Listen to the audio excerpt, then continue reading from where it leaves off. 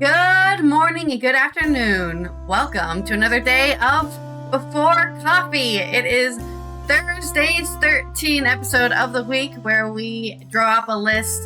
Today it's going to be the bands that should be in the Rock and Roll Hall of Fame, but just for some reason aren't, above other people who shouldn't even be there at all. It's Before Coffee, the comprehensive news of Planet Earth podcast, where we look up our stories 10 to 15 minutes before we've started, and we haven't had any caffeine. So we're doing this drowsily, trying to read, trying to speak. Let's get into today's headlines. Today on Before Coffee, Macron and Scholz call for united Europe in face of Trump's tariff threats. Thames Water accused of holding customers in contempt. And happy Thursday morning from the United States, where we're going to talk about the Earth as the magnetic north is moving, and we'll find out where, and the Great Barrier Reef is being quickly destroyed. High LGBTQ plus couples register marriages after new law legalizes them. And on the 39th anniversary of the first inductees into the Rock and Roll Hall of Fame, we're going to look at 13 snubs who are still out for some reason.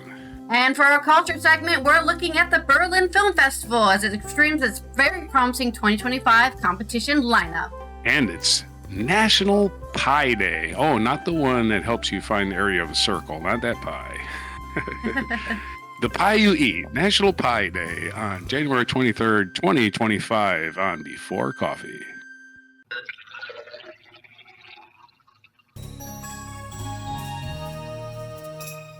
We have a diversity of topics today, from, of course, the world is ending to my very long saga on Thames Water that's been going on for, I think, 2 years now. This saga of people in South England getting just poisoned by their water companies.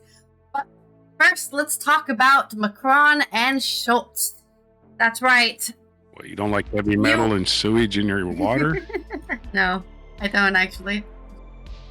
As anyone who is paying attention to politics knows, Trump has been threatening tariffs against everybody who doesn't agree with what he says. So that is definitely a threat happening now against the EU. And Macron and Scholz are now teaming up together to bring the EU together and say, come on, we've got to unite in face of these tariffs. This is on Euronews by Lucy Davalou. French President Emmanuel Macron and German Chancellor Olaf Scholz spoke in Paris on the challenge posed by U.S. President Donald Trump. Or as we like to call him on the show, convicted felon Trump. French President Emmanuel Macron and German Chancellor Olaf Scholz met yesterday in Paris, which was the 22nd of January, where they emphasized Europe's strength and unity in the face of tariff threats. During a joint press conference before their working lunch at the Élysée Palace, Macron said it was a critical moment for France and Germany to take a leading role and ensure that Europe was capable of defending its interests while maintaining transatlantic ties.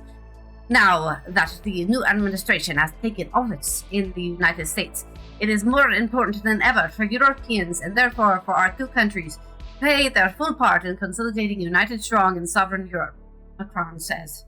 Scholz echoed Macron's words, acknowledging that the Trump presidency would pose challenges, but affirming the long-standing relationship between the EU and the US. This very week, we are dealing with a new US administration. It is already clear that President Trump will be a challenge, he said. Our position is clear. Europe is a large economic area with around 450 million citizens. We are strong. We stand together. Europe will not duck and hide, Scholz added. Convicted felon Trump said on the 21st of January that he would impose tariffs on the EU due to the trade surpluses with the US, saying the bloc was very, very bad to us, and also threatened Canada, Mexico, and China with heavy duties starting from February. Macron and Scholz discussed the steel, automobile, and chemical industries, all of which would be hit by US tariffs, and said they were vital for the EU's economy. Germany's chancellor also emphasized the need for increased European cooperation on defense, citing Franco-German initiatives to develop longer-range precision weapons. Meanwhile, France's president said Europe needed to increase spending on its defense and also develop its own industrial base in its own capacities in its own industry. Earlier this month, Convicted felon Trump calls for NATO's 32 member states to spend 5% of the GDP on defense, up from the existing target of 2%, and said European allies were falling short. I mean, they could always match the US's spending, which is like 90% of the GDP on defense.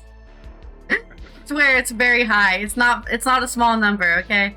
Aside from Trump administration trade and tariff threats, Macron and Scholz also discussed Russia's full-scale invasion of Ukraine and the conflict that happened in Gaza. Scholz and Macron are both in precarious positions in their respective countries. The former is pulling badly ahead of the German elections set for the 23rd of February, while the latter was weakened by snap elections last year that resulted in divided French parliament.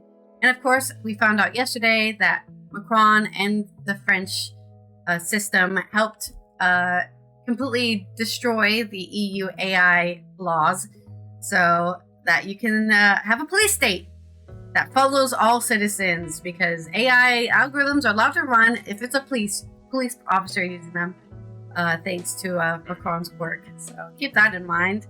There's a lot of reasons to not like Macron, but there's a lot of reasons to not like, Marine Le Pen, who is a far-right fascist. So I can't vote in the French election, so you make your decision there if you're French.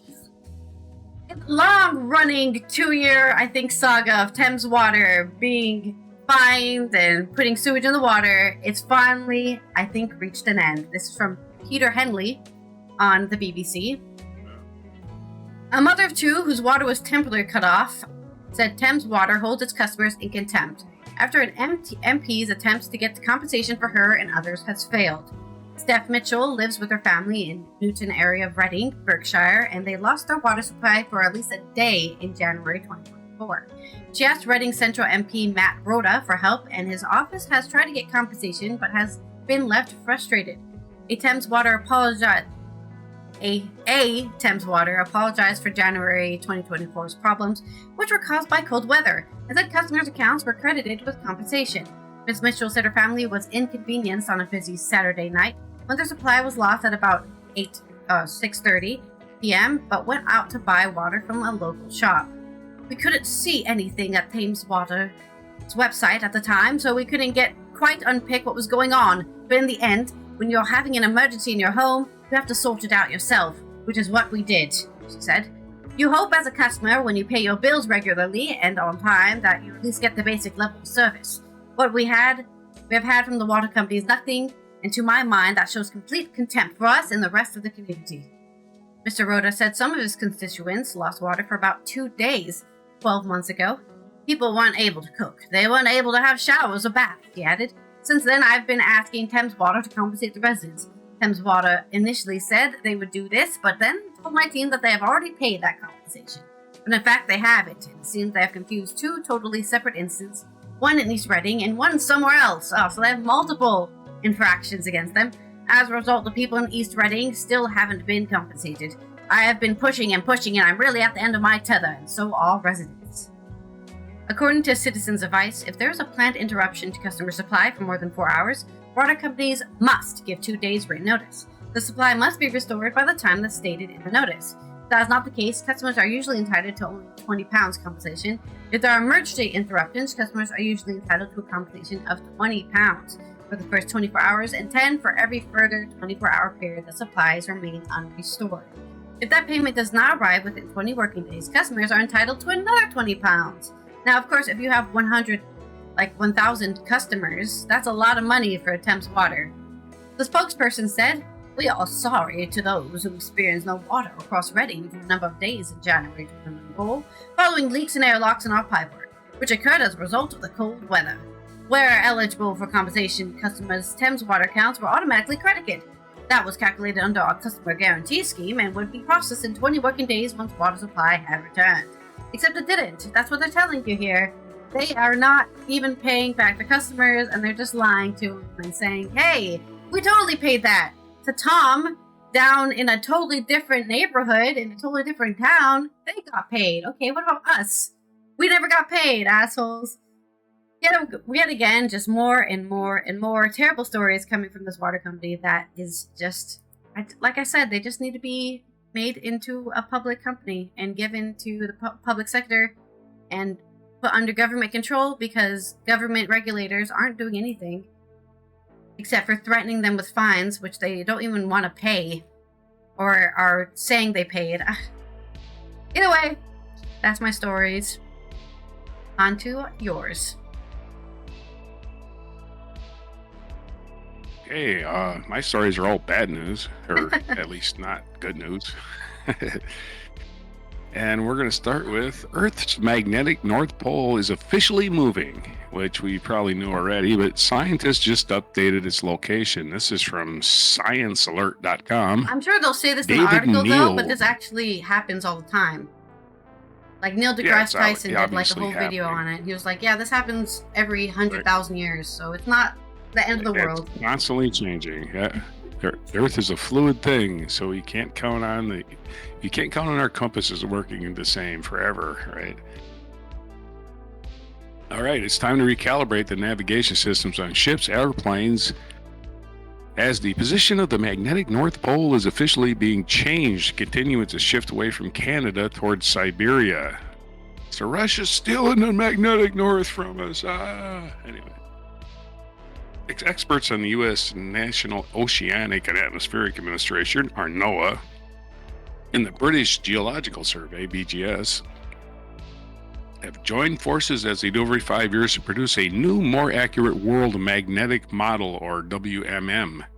While the geographic North Pole stays fixed in one place, the WMM pinpoints the magnetic North Pole, where Earth's magnetic field points straight down, a perfectly vertical magnetic field.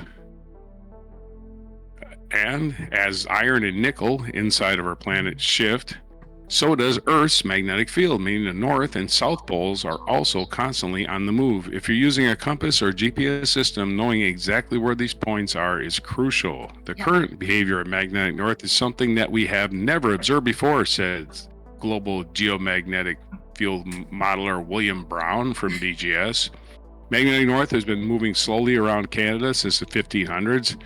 But in the past 20 years, it accelerated towards Siberia, increasing in speed every year until about 5 years ago when it suddenly decelerated from 50 to 35 kilometers per year, which is the biggest deceleration in speed we've ever seen. Swapping. Research suggests that wow, it's crazy, right? Research suggests that the two giant magnetic lobes, one under Canada and one under Siberia, are what's driving the shift of magnetic north. Sometimes the shifts are dramatic enough that an emergency update is required outside of the usual 5-year cycle. Now we have a more accurate map of the magnetic north, one that should be good for another half a decade. Yeah, but it's going to change, of course. Nothing's permanent. For the first time, a high-resolution map is also available, which offers more than 10 times more detail. It has a spatial resolution of about 300 kilometers at the equator compared to the standard 3,300 kilometers. According to the BGS team, traveling 8,500 kilometers from South Africa to the UK in a straight line would leave you 150 kilometers off course by the end if you use the old WMM compared to the new WMM for your navigation.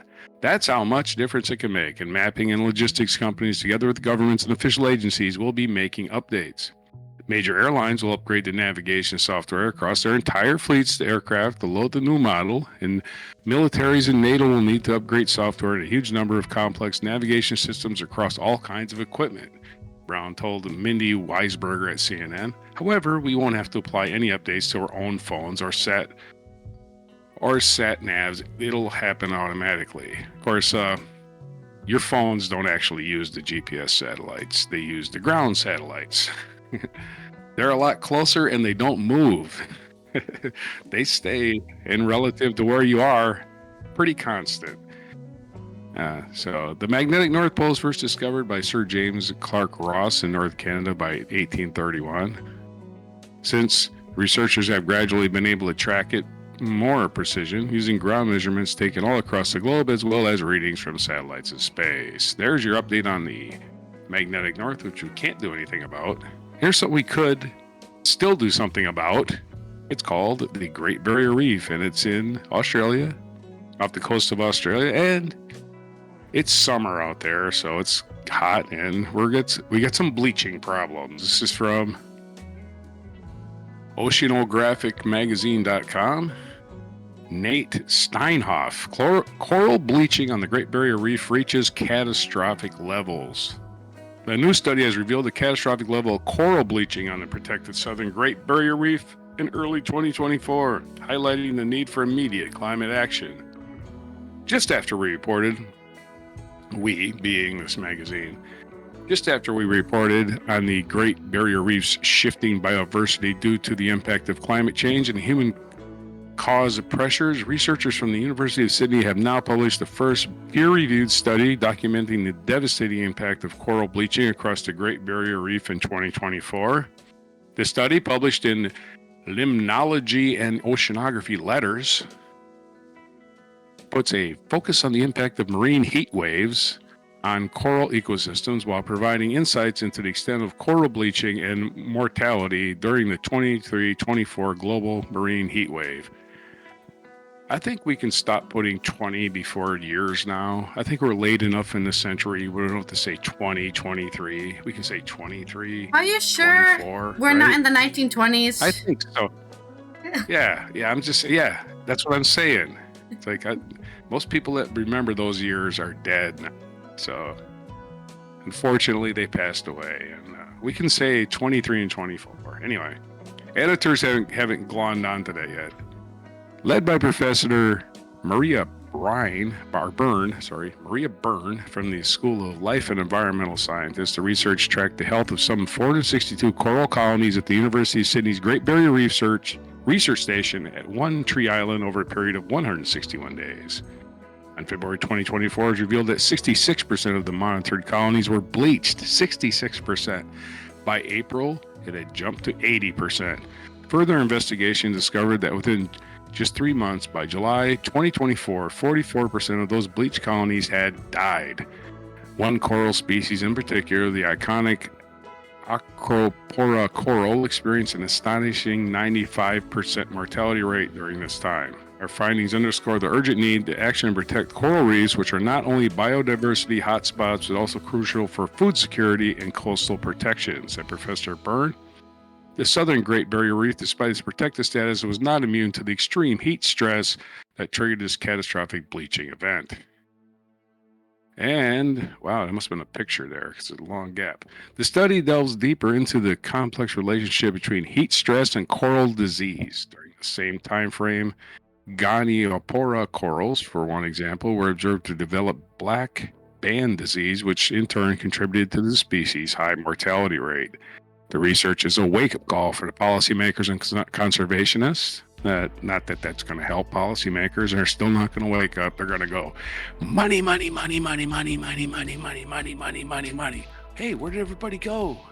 Anyway, this research is a wake-up call for policymakers and conservationists. The resilience of coral reefs is being tested like never before, and we must prioritize strategies that enhance the ability to withstand climate change. Our findings underscore the need for an immediate and effective management of interventions to safeguard these ecosystems, said Professor Alan Concejo, a co-author study for the School of Geosciences. Dr. Shauna Foe, a Sydney Horizon Fellow and co-author of the study, added, seeing the impacts of a reef that largely avoided mass bleaching until now is devastating. The high rates of mortality and disease, particularly in such a remote and pristine area, highlight the severity of the situation.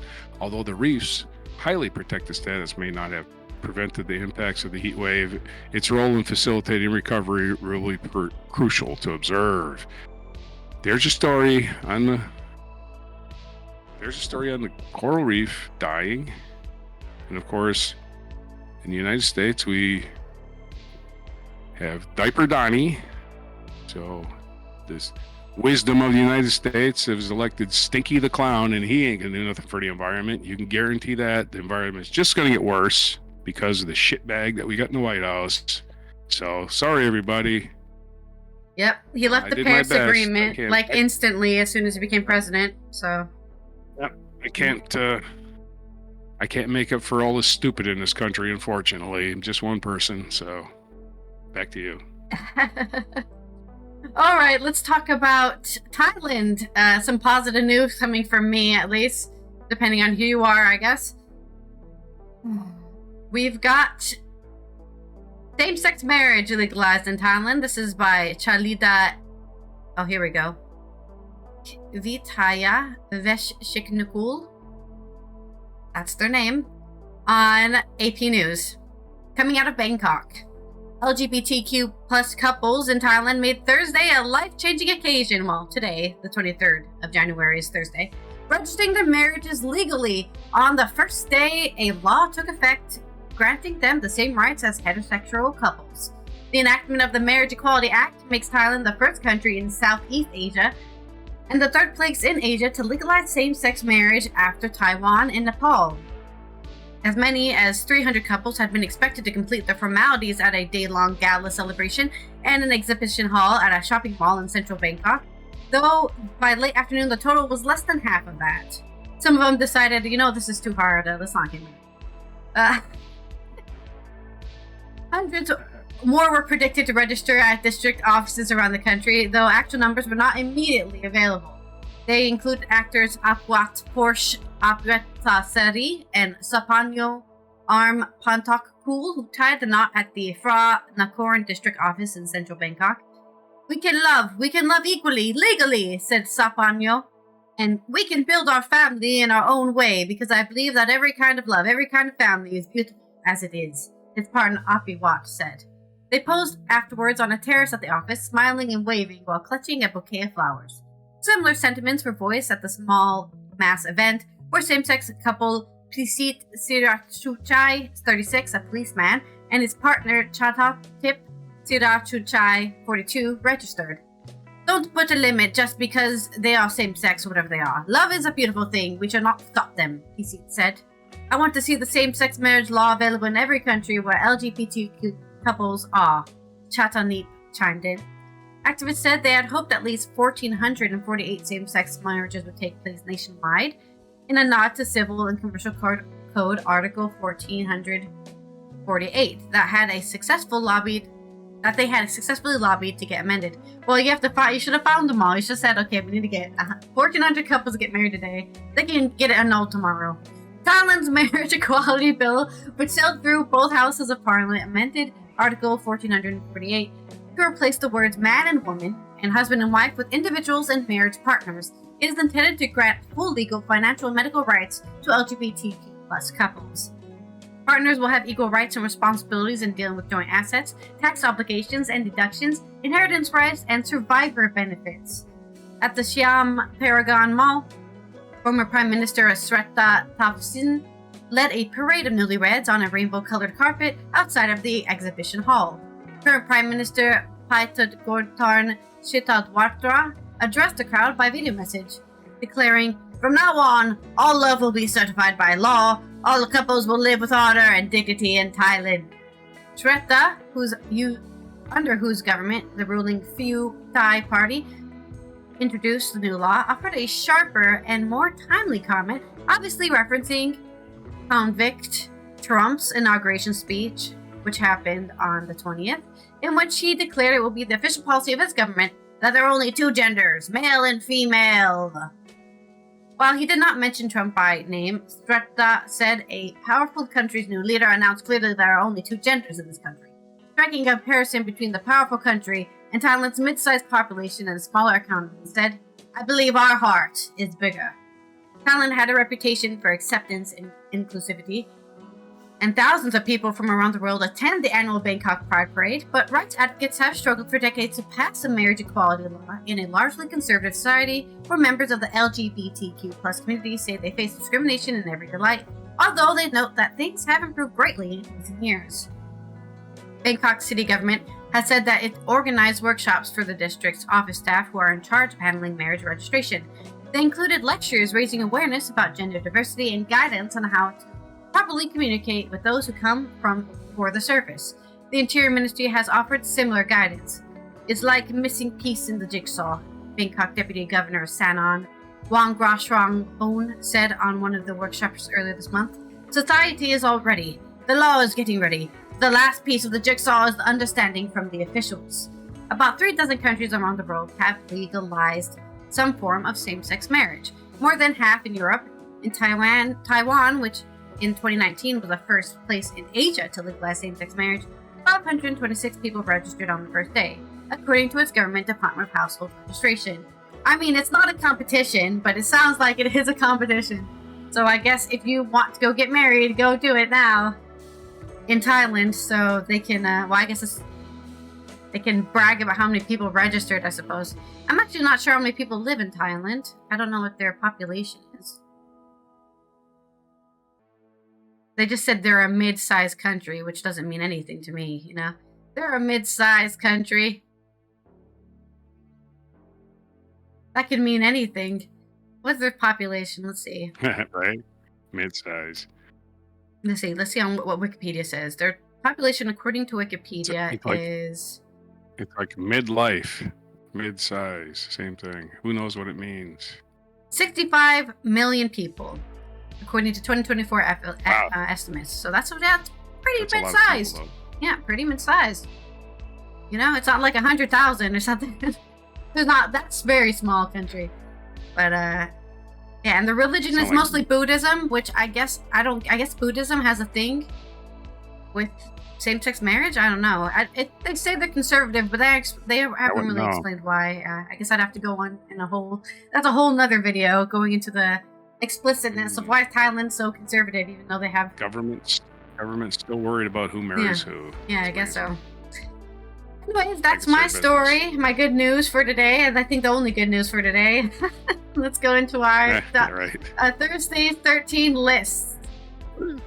Thursday's 13. I still haven't. Rubbing alcohol got really expensive for some reason. I'm going to have to steal some, so I still can't erase my dry erase board. Not motivated enough to pay $9 for a bottle of alcohol. I'm like, really? What the hell alcohol is? Maybe vodka is cheaper, and you can use vodka instead. Yeah, right. You're right. I can use Everclear. It'd be cheaper. Okay, so this is the 39th anniversary. In 1986, they started the Rock and Roll Hall of Fame, which is actually antithesis to rock and roll, which is, anti-establishment. But this guy named Jan Wenner, who runs Rolling Stone magazine, or used to be the publisher, well, he decides who's in. I mean, the qualifications are totally arbitrary. I mean, should you be a rock and roll singer? I don't know. There's plenty of rock and roll singers. There's country singers in there. Willie Nelson's not a rock and roll singer, but he's in there. And of course, we mentioned Dolly Parton before. She's in there. But there's legitimate rock and roll bands, legitimate legendary rock and roll bands, legitimate legendary rock and roll bands with #1 hits and top 10 albums through the roof and concert tours that are sold out for years and years and years that aren't in a Rock and Roll Hall of Fame. And there's very original, very complex bands who aren't in a Rock and Roll Hall of Fame, who've withstood years and years and years and years of touring and are still touring members of the band, aren't in a Rock and Roll Hall of Fame. It's a damn shame. And of course, the spirit of rock and roll is anti-establishment. It's not money, money, money, but it's turned into that. Who makes the most money? And again, the qualifications are up in the air. We don't know. People just make them up. But we're going to go over the list of 13. And there's many more on this list who should be in, but I'm not going to cover them all. I'm just going to cover the 13 that have been snubbed. Well, we're going to list them in order of who's been snubbed the longest, and not necessarily the worst snubs, just the most years they've been eligible. We're going to start with the Guess Who. The Guess Who, yes, the Guess Who, the Canadian band. The Canadian bands are always getting screwed by the Rock and Roll Hall of Fame. Just think of how long Rush took to get in, right? So the Guess Who, which had numerous #1 hits like American Woman, which everybody's heard, and These Eyes, and Laughing, and Undone, and New Mother Nature Taking Over. They ruled the charts for quite a few years in the late 60s and early 70s. They've been eligible for 35 years, and they are not in. And then, of course, to be eligible, according to their rules, you have to be 25 years from your first single release. So you would have had to recorded an album of some sort, which is kind of unfair. Unless you're talking about the influencers, then it's a little bit different. But the Guess Who, the first snub, if you don't know Guess Who music, good for you. Number 2 snub, and they've been snubbed for 34 years, is Tommy James and the Shondells. Tommy James and the Shondells, who are there? You know their music. You know that Tiffany song, I Think We're Alone Now. You know Money Money by Billy Idol. Here she come round, say Money Money. Everybody knows that song. And of course, everybody knows Crimson and Clover. Right? Tommy James and the Shondells, a damn shame they were not in the Hall of Fame. They have several other hits, by the way, not just those. And again, rock and roll band, not just they toured. And I think there's a little bit of a bias against American bands too. Although I don't even know what the bias is. There's a bias that I don't understand, and they name them. Number 3 is Jethro Tull. Jethro Tull, one of the best original progressive rock bands. All of their albums were just adventures. The only flute playing frontman in rock and roll. You got to put a flute in the Rock and Roll Hall of Fame. Come on, man. So Ian Anderson, of course, if you don't Jethro Tull at all, are you chiming in on any of these, or you just haven't heard of any of them, or what? Are you there? Okay. Well, Jethro Tull, actually, okay. So Ian Anderson, the flute playing frontman, Jethro Tull, they belong in the Rock and Roll Hall of Fame over a lot of these bands that are in there that wrote all that original. And I like Journey, I like Foreigner, but they were pop bands. They went from being rock and roll to being, what can we do to make money? Those bands are in. And Jethro Tull just said, that doesn't fit us. Let's not do that music. And they just continue to do their thing, not whatever the record company wanted them to do. That's rock and roll. Number 4 is Steppenwolf. And everybody knows a Steppenwolf song because you know Born to be Wild. And Born to be Wild is one of the seminal songs in history of rock and roll. It's about freedom. It's about riding your motorcycle out in the open air. It's about not taking shit from the man. And that's what Steppenwolf, of course, they have basically invented heavy metal. They invented the term heavy metal in that song, Heavy Metal Thunder. And the term heavy metal comes from that song. And they also had one of the first heavy metal songs in 1968, The Pusher. It's a very, very metal song. Number 5, and they've been snubbed for 31 years, is Crazy Horse. Now, Crazy Horse doesn't have any hit songs. They just backed Neil Young almost his entire career when he did concert tours. And if you wanted to hear some high-class grunge, you went and saw Crazy Horse with Neil Young.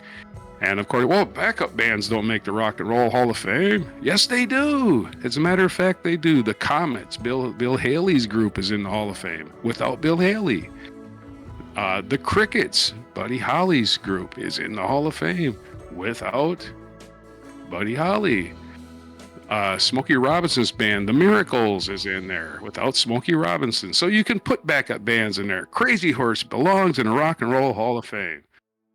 Number 6, speaking of bands that belong, they've been snubbed for 31 years. Grand Funk Railroad. Now, Grand Funk, you know some of their songs, you know. We're an American band, for one. And you also know Some Kind of Wonderful. You also know The Locomotion. Of course, those are remakes, but Grand Funk Railroad, and a lot of people don't realize this, they were back when Led Zeppelin was, Led Zeppelin was this king of rock and roll band selling out concerts everywhere, all over the world. The king. Grand Funk was doing the same thing. Yeah. The Grand Funk was selling out, and they did not even have a #1 album to tour with, like Led Zeppelin did. So Grand Funk, and I think it's actually personal with Jan Wenner that Grand Funk isn't in there because they belong, quite frankly. Number 7, Warren Zevon. Everybody knows Werewolves of London, but Warren Zevon wrote a lot of songs and played a lot of people's albums as a musician. And his irreverent humor comes through in all songs, and everybody needs humor, and you need a comedian. People want Weird Al Yankovic in the Hall of Fame, but I think we should put people like Warren Zevon in first, who is making fun of the world, not just the songs in the world. Warren Zevon, always making fun of the world, always irreverent, always shocking. Belongs in the Hall of Fame if nobody else does. Warren Zevon does. Number 8, and you'll agree with this one, Thin Lizzy. Thin Lizzy, the Irish band, has been snubbed for over 30 years now. 30 years of being snubbed as the Irish rock band, the only Irish rock band you could name before U2 came along. Because Thin Lizzy, of course, the boys are back in town, Whiskey in a Jar, Jailbreak, but more or less, they had a lead singer, a black Irishman, and bass player who wrote songs based on Irish folklore, which is always fascinating, and definitely rock and roll, because that's doing your own thing, which is rock and roll. That's what it's all about. Number 9, I could have gone with the longest suffering or the shortest suffering. There's people I left off the list, but I'm going to include Fanny in this. Now, Fanny is a British group, all female group, and they started their first record in 1970, led by two sisters, Filipino sisters. And they I don't know if they have any hits, but Fanny, just for the fact that they were an all-woman group in a male-dominated industry in 1970, and they got on the Midnight Special, and they made it to the big time, not the big time. But then again, we have people in the Rock and Roll Hall of Fame that had no hits. There's plenty of them. So Fanny, number 9, after 30 years of being snubbed, belongs in the Rock and Roll Hall of Fame. The next girl group that belongs there, after 17 years of being snubbed, is the Runaways, with Joan Jett and I can't think of the lady's name. I had a brain lock on her name. Well, Joan Jett was one of the members, and they had some chart success, but not a lot of chart success. But once again, an all-female group, and not easy in a male-dominated industry when everybody just treats you like a sex object to be a rock and roll band. So the Runaways and Fanny should go in at the same time.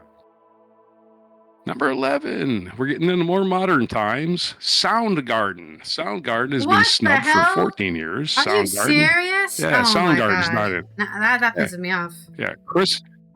Right? How is Soundgarden not in? And Pearl Jam and Nirvana are in, right? That's right. Soundgarden has been nominated twice, though, but not been voted in, which is a shame, since Chris Cornell is no longer with us, and Soundgarden is probably never going to play again as a band unless they get, a lead singer that is comparable, which is kind of a ripoff, but whatever. Soundgarden, and you know many Soundgarden songs. I know you know many Soundgarden songs. Everybody knows Black Hole Sun, Fill in Black Days, Spoon Rusty Man. Cage is supposedly really Earth famous. Ritual. Rusty Cage, yeah. Rusty Cage. I'm going to break my Rusty Cage and run. And number 12 on our list is Jane's Addiction, who has actually been nominated twice. Jane's Addiction. Well, of course, LA band, known for stage antics. And revolutionary music with taboo subjects. So let's say that. So Jane's Addiction, totally being ripped off for the last 13 years, not being in a Rock and Roll Hall of Fame, although they have been nominated. Alrighty. Our 13th on the list is one you're familiar with, Alice in Chains. Alice in Chains has been eligible for only 10 years now, believe it or not, but they've been eligible, haven't even been nominated, which is ridiculous. Alice in Chains, the most influential of all of the grunge bands, which actually still tour. I mean, Pearl Jam still tours, but Alice in Chains was big before Pearl Jam even existed. So there's your 13. There's many more I could list on here, by the way. I wouldn't limit myself to 13 on this. You got Billy Idol should be on there. Cyndi Lauper should be in there. King Crimson, Emerson, Lake and Palmer, Some bonus ones, yeah. The Runaways, I've already mentioned. XTC is a good band. Iron Maiden has been nominated twice, probably should be in. And of course, the newer people have just recently become eligible. It should automatically go in, are System of a Down and the White Stripes. But there's your list. And there's your Thursday 13. Hopefully I didn't take up too much of your time, and I hope you agree with me. And if you got your favorite out there, and remember, they're not eligible unless they first recorded their first single or released their first song 25 years ago. So don't nominate Taylor Swift just yet. Back to you. Well, you might be able to soon. Well, you know she's going in because of record sales. Right, yeah. She's totally gonna... Like we said, we don't really know the actual things that they look for when they put people in, other than that, right? That one rule. And I left off rappers on purpose. I have nothing against rappers, but if rap is a rock and roll thing, that's fine.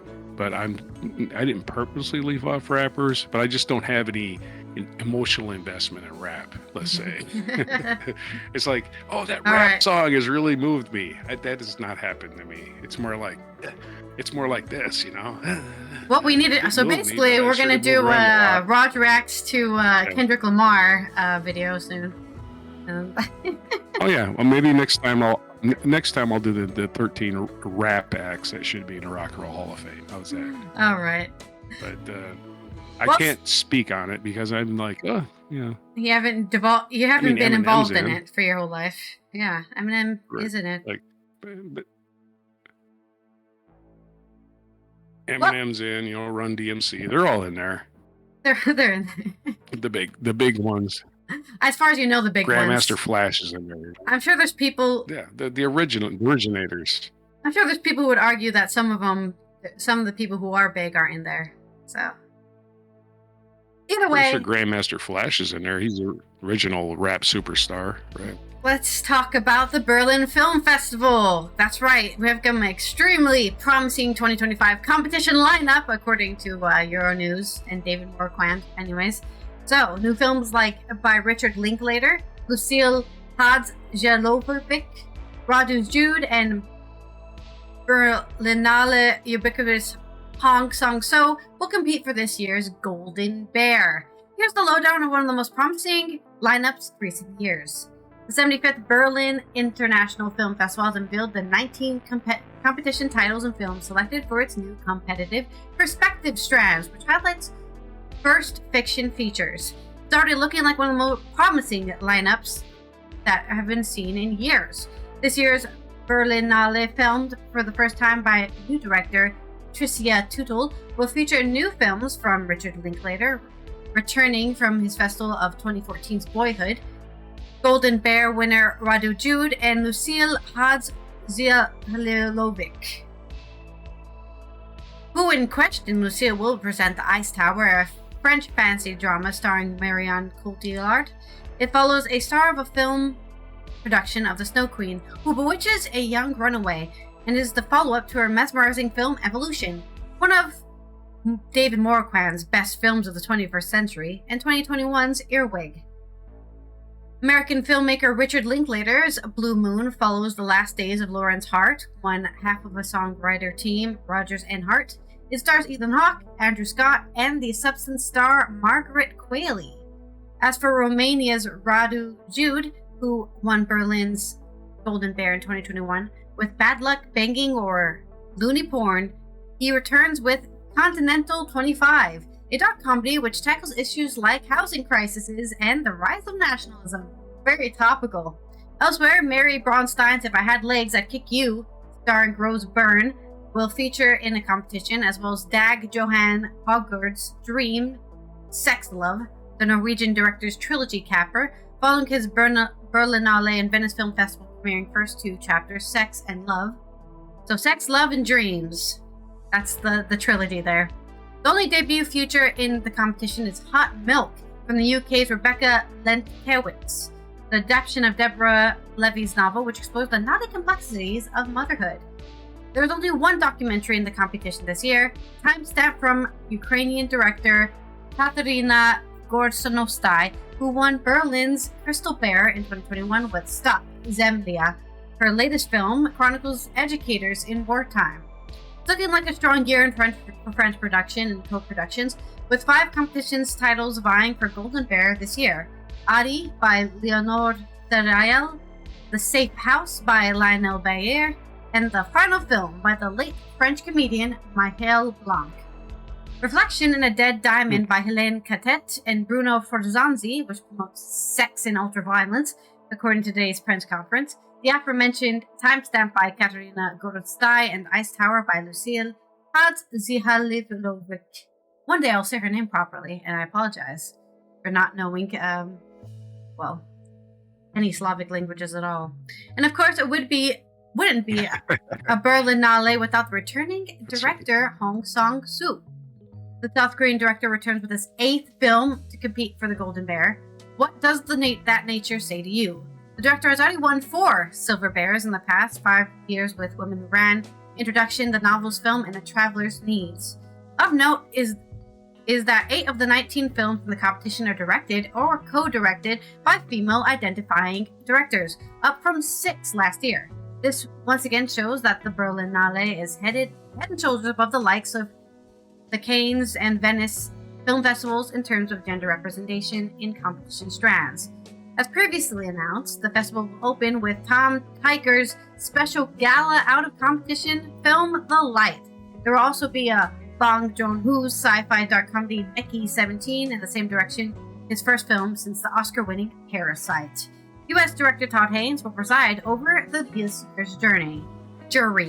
So there's your news coming out of the Berlin Film Festival, and some very new films being here, because none of these films were mentioned in the previous stuff. Maybe Cannes Film Festival, right. But there's some more films for everyone. Yeah. There's some more new films for people to watch this year as you tie up watching your 2024 films that you may have watched. Of course, that will still be happening at the Oscars if the Oscars ever happens. Now that Hollywood is caught on Oscar fire. Nomination coming up. Yeah. Well, I think they had to postpone them because of the fires. But right. I don't know if I think they may have actually happened or they're going to happen. So yeah, no, I know. I said the Oscar nom. Nah, we would have caught that. Yeah, I don't know. I definitely would have caught that if it would have happened. Oscar. We do read the news every morning, but we would have seen it. We would have seen it, man. I'm just looking to see. I'm confident the nominations are okay. There was even a story 53 minutes ago. So if you want to see the Oscars, it was scheduled for February 10th, but it's been rescheduled for February 18th. So 2 days before my birthday, that will be the day where everyone will know. Nominations, though. Yeah. Are the nominations out? Yeah. Oh, okay. No, the nominations are out. It was originally scheduled February 10th. So, I think it's being rescheduled. Or, I don't know. They're not saying, actually. Let me keep reading the story. No, that's it. That's the story. The story is, there's no Oscars luncheon. You can watch the Oscars will be live on March 2nd on ABC. The nominations will be said on today, I guess. Yeah. They're not giving me a date. Yeah, they're not giving me a date, so it just says Saturday Night Live cast member Bowen Gang and Bottoms actor Rachel Snow will announce the nominations at 5:30 a.m. Pacific time. So it's being announced right now. They're being announced in 3 minutes. 5 minutes. 5 minutes. 5 minutes. By the end of the show, we'll have them. We'll have the nominations. Okay, then. Okay. How timely. Oh, right. That was kind of like me thinking of the Rock and Roll Hall of Fame. Yeah, exactly. Looking up and This is actually the day the first class was announced. Yeah, there we go. Well, let's go this day in history? To our day in history, yeah. Okay, this day in history. Let's go back into the year of the mists of time, to the year 1789, where Georgetown College, which is now called Georgetown University, was established in Washington, D.C. It's a Jesuit college that owned slaves. The big thing. That was a big thing a few years ago. Georgetown had a bunch of slaves. They owned a bunch of slaves and they sold them because they were running out of money. They sold their slaves to Louisiana. So all these people are just enjoying their life and being slaves and not necessarily enjoying their life, but at least Maryland's not hot and disgustingly humid all year long like Louisiana is. Anyway, they were sold into slavery in Louisiana, and of course, years and years later, Georgetown had to pay reparations to those families. I don't know how much, but a lot of times those don't get disclosed. Well, anyway, Georgetown was founded on this day in 1789. That's a long story about that. In 1849, Elizabeth Blackwell, who was born in England, received the MD degree from Geneva Medical College in New York, becoming the first American-trained woman physician. In 1939, American disability rights activist Ed Roberts was born in San Mateo, California. He was considered the founder of independent living movement. So 1939, so he could still be around, I'm not sure. In 1964, the 24th Amendment to the U.S. Constitution, which prohibited federal and state governments from imposing poll taxes before a citizen can participate in a federal election, was ratified. Only that worked. 1964, one of the... Go ahead. Actually, the law actually worked because they didn't have poll taxes, but they just taxed you in other ways. Right. They're actually violating this law because they're making people get IDs, which is a poll tax, which means you have to go pay money for an ID. It's the same as a poll tax. Yeah, exactly. If you can't afford it, you can't afford it. Or the polling place is 27 miles from your house. They do this a lot. 27 miles. I'm 80 years old, riddled with arthritis. I'm going to go 27 miles on a bus or whatever.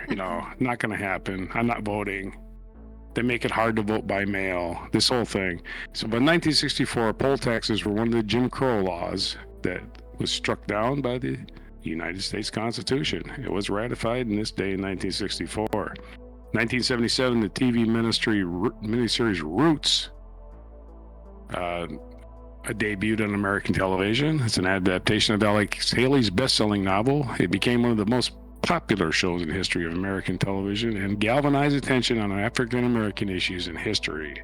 Yes, everybody was Kunta Kinte for a week back in 1977. We all were Kunta Kinte, looking for our roots. 1986, which we mentioned earlier, the Rock and Roll Hall of Fame in Cleveland inducted its first class, which included Chuck Berry, Fats Domino, and Elvis Presley. In 1990, of course, they all deserve to be there. There is no rock and roll without Chuck Berry and Fats Domino. There just isn't. Yeah. 1997, the age of Aquarius dawned. Some astrologers believe because of the first time since 1475, a number of planets, the sun and the moon, were aligned in a perfect six-pointed star in the first degree of Aquarius. Okay, the age of Aquarius dawned in this day. What happened last night? I had six planets lined up last night, or two nights ago, sorry, the 21st. Is that the age of something else? I have no idea. But the age of Aquarius started this day in 1997. Oh, yeah. Don't you feel better? 2005, hey, what do Johnny Carson, Larry King, and American fitness guru Jack LaLanne have in common? They all died on January 23rd. That's crazy. That's right. 2005, American comedian Johnny Carson, who was the host of the Tonight Show from 62 to 92, established a standard format for television talk shows and came to be considered the king of late night TV. Well, he died at the age of 79. And in 2011, Jack LaLanne died at the age of 96. He was American physical fitness guru Jack LaLanne and became the first host of the television exercise program with the debut of the Jack LaLanne Show. Very clever original name there. He got to be 96 by staying fit. That's right. No mystery how Jack LaLanne got to be so old. He was the fitness guru. Yeah. Now, if your fitness guru dies when he's in his 40s, maybe not a fitness guru. In 2021, American talk show host Larry King passed away at the age of 87. Whose easygoing interview style helped make Larry King Live one of CNN's longest running and most popular programs. He was on that from 85 to 2010. And who'd they try to replace him with? Who's that British guy? Here's something or other. What the hell's his name? I don't remember any of this. He was terrible. Yeah, he was terrible. He got fired. He's still around though. He has his own show. He's humping Trump nonsense. He's humping that MAGA bullshit. Mm-hmm. I forget his name. Who replaced Larry King? Hey, maybe just ask. Let's ask Siri. Who replaced Larry King? Alexa, who replaced Larry King? I don't have either of those things. I'll come up with it. I'll come up with it in a minute. You know who he is. You've seen the guy anyway. I just can't think of his name. I never heard of him before he replaced Larry King. I was like, who's this idiot? It was interesting that they replaced a lot Larry of King, hosts Larry with King British still ones. be heard on commercials, by the way. Yeah, I'll think of his name. He's an asshat. Marilyn Albright, their featured event in 1997. Marilyn Albright became the first woman Secretary of State. Was it Earlier Piers served Morgan? as U.S. Ambassador to UN. What? What'd you say? Piers Morgan. Piers Morgan, that's his name. Yeah, that asshole. Yeah, that guy okay. replaced Larry King, and not for It was long. terrible. Not for yeah. long. People were like calling and go, "Who the fuck are you?" Because it was a call-in show, right? Oh yeah. Don't bring that British shit over here, motherfucker. I don't think that's what they. He's a weasel. Oh yeah, so that's what I they were don't think saying. That's exactly what they were saying. He is a weasel. it was anything to do with Yeah, him being he British. tries It was to be always both him sides being of every issue. obviously a weasel. He's a mushy little weasel boy. Anyway, this date, Madeleine Albright became the first American Secretary of State to be a woman.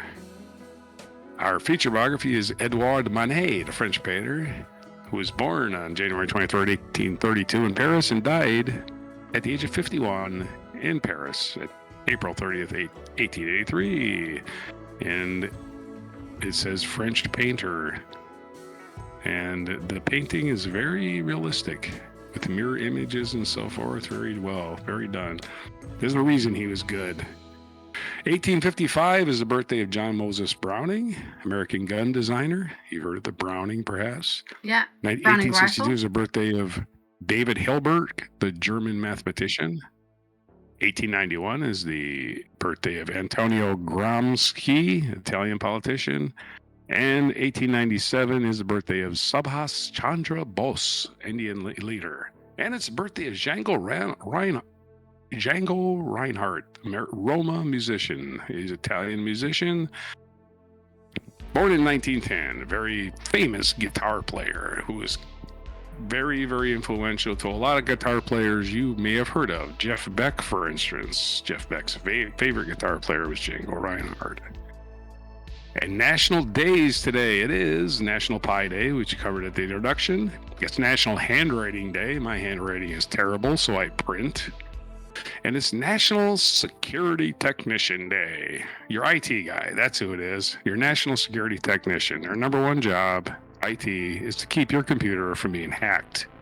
So there you are. Those are your days. Those are your information for January 23rd, 2025 on Before Pie. Woohoo!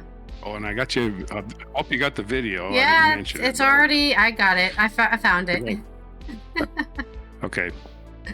Well, this has been Allison here from the Netherlands. I hope you guys are having a good Thursday. Depending on where you are, I hope it's good weather. I saw Florida got some snow, so that must be fun for them. I've been seeing some really wacky Florida men. Is exciting. Yeah, I've seen some Florida men does weird things in the snow. So.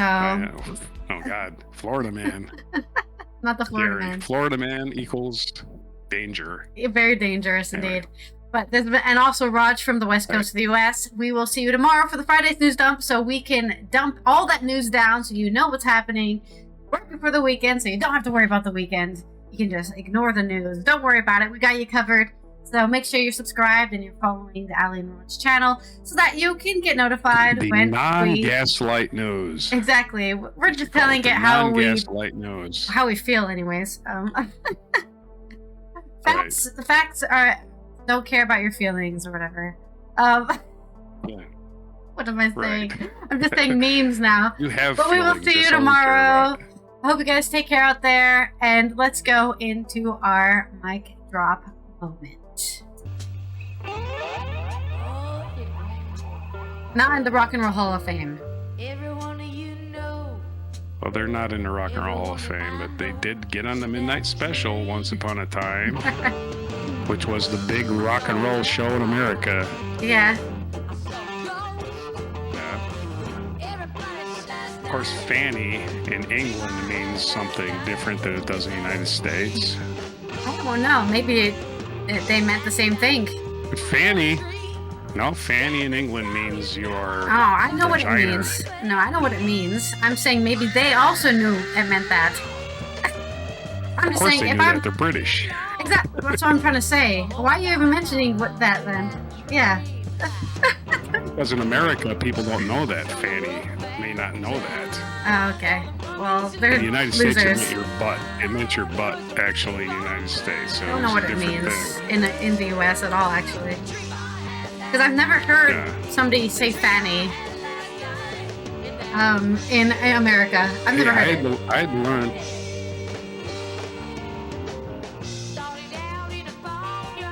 Of course, the joke is we have fanny packs, but they were never on your butt. Everyone always had their fanny packs in the front. So, in a way, it's still for your vagina. Right. They were the vagina monologues before the vagina monologues. I love a raspy voice. As a raspy voice person myself. Right. Playing the slide guitar. Does That's that what's make known this as a slide country guitar, song? everybody.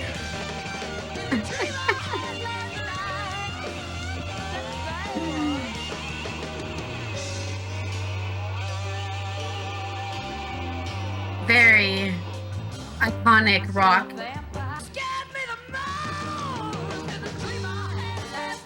Okay. That's what I'm saying. If you're a rock band, you're a rock band. Yeah. If you're not a rock band, you probably shouldn't be in the Rock and Roll Hall of Fame. Now, you can't really compare this to Madonna at all, can you? No, Madonna's not going to sit there and she's going to dance and she's going to jump around and show her boobies, but I don't know what else. Madonna was not a great singer, so she sold herself. She marketed herself. She's Yeah, in the she Marketing was, Hall of Fame. You know? But if you're going to put women in that rocked. Yeah. The guitar strap just kind of dangling on the ground there. Don't need it anymore. See that? The bass player. Yeah. Very great. I love That's the the backing show. vocals. That was really cool and amazing. And yeah. Put them in the Rock and Roll Hall of Fame.